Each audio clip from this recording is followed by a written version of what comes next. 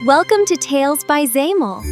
If you'd like to have a story made in your name, please leave a comment and subscribe to the channel.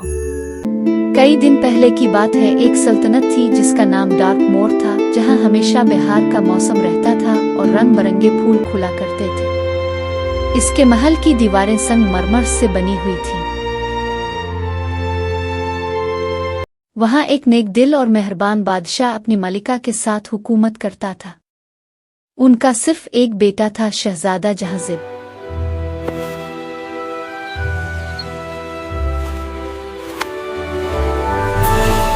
उनकी एक भांजी मिसबा भी महल में रहती थी, मगर मालिका का रवैया उसके साथ अच्छा नहीं था।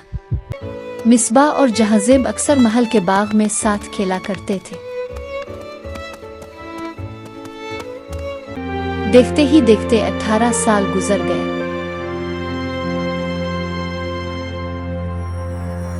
जहांज़ेब एक खूबसूरत नौजवान बन चुका था। इसकी आंखों में गुरूर और बातों में शरारत थी। दूसरी तरफ मिसबा भी एक हुसैन लड़की बन गई थी। इसका मासूम चेहरा और झेल जैसी आंखें हर दिल को छू लेती थीं।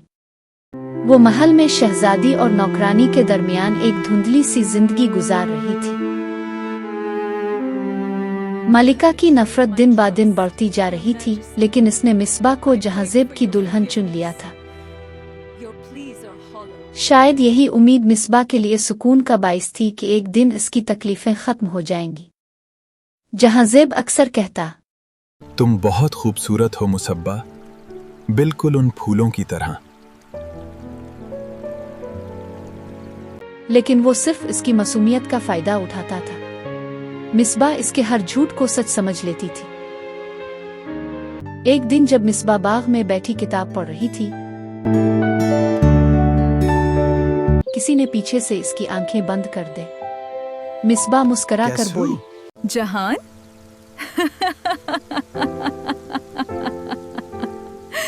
तुम हो ना?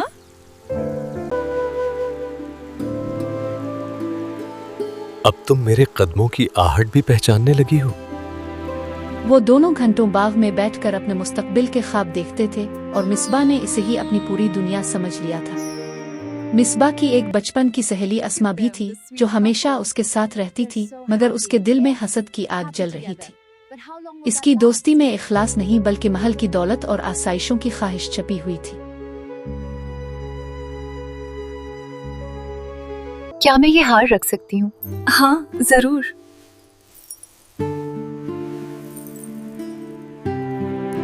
अस्मा का असल मकसद मिसबा के दिल में जहांज़ेब के खिलाफ जहर भरना था। हालांकि वो खुद जहांज़ेब के साथ मिली हुई थी और दोनों मिसबा को रास्ते से हटाना चाहते थे। एक दिन जहांज़ेब ने मिसबा को एक खूबसूरत हार दिया।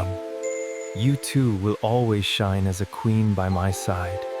जैसे ये हार चमक रहा है, तुम भी मेरे साथ हमेशा मलका बनकर चमकोगी।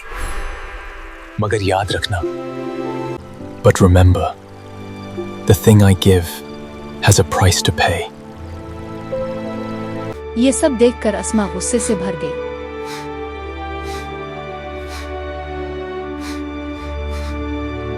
एक दिन अस्मा और जहांज़ेब बात कर रहे थे।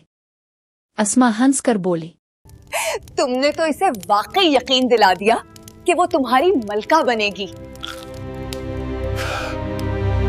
वो सिर्फ एक मेहरा है।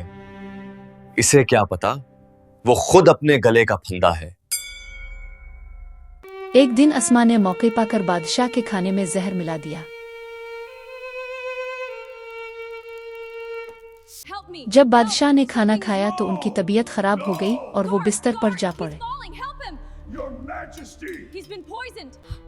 Your Majesty, you must try to rest. We have sent for the royal physician, Your Highness. It is too late. अस्मा ने इल्जाम मिसबा पर लगा दिया। मिसबा रोती रही, मगर कोई इसकी बात सुनने को तैयार ना था। एक दिन मिसबा ने अस्मा को सच बोलते हुए सुन लिया। Misbah never stood a chance. Jahanzeb and I planned everything from the start. वो टूट गई और रोकर बोली, आसमा,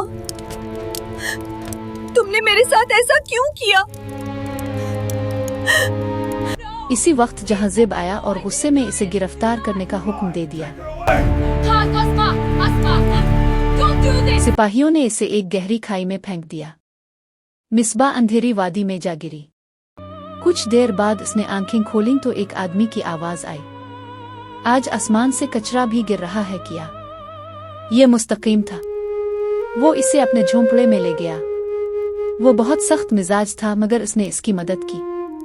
वक्त के साथ मिसबा वहाँ की जिंदगी की आदी हो गई। दोनों मिलकर खाना तलाश करते, बातें करते और एक दूसरे के करीब आते गए। एक दिन जहांजेब सिपाहियों के साथ वहाँ पहुँच गया। इसने मिसबा को वापस ले जाने की कोशिश की मगर मुस्तकीम उसके सामने खड़ा हो गया। लड़ाई हुई।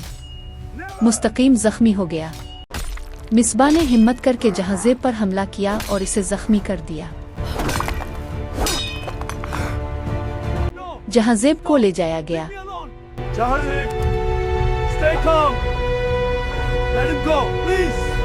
मिसबा रोते हुए मुस्तकीम के पास आई। इसने कहा, मुसब्बा, अब तुम आजाद हो, जाओ अपना हक ले लो। मैं तुम्हारे बगैर नहीं रह सकती। मैं तुमसे मोहब्बत करती हूँ। अचानक वादी का जादू टूट गया। सूरज निकला, फूल खिल उठे और मुस्तकीम के जख्म भरने लगे। छोटी मुसीबत, रोना बंद करो। तुम तो वाकई मेरी पसंदीदा मुसीबत हो गए। यूं दोनों खुशी खुशी एक साथ रहने लगे। अगर आपको ये कहानी पसंद आई हो तो चैनल को जरूर सब्सक्राइब करें। अस्सलाम वालेकुम। अगर आप चाहते हैं कि मेरी अगली स्टोरी के प्रिंसेस आप हों तो कमेंट में अपना नाम ज़रूर लिखें। जिस नाम पर सबसे ज़्यादा कमेंट होंगे मेरी अगली प्रिंसेस वही होगी और कहानी भी उसी के नाम पर बनेगी। और हाँ, याद रहे, सब्सक्राइब करना बिल्कुल नहीं भूलना।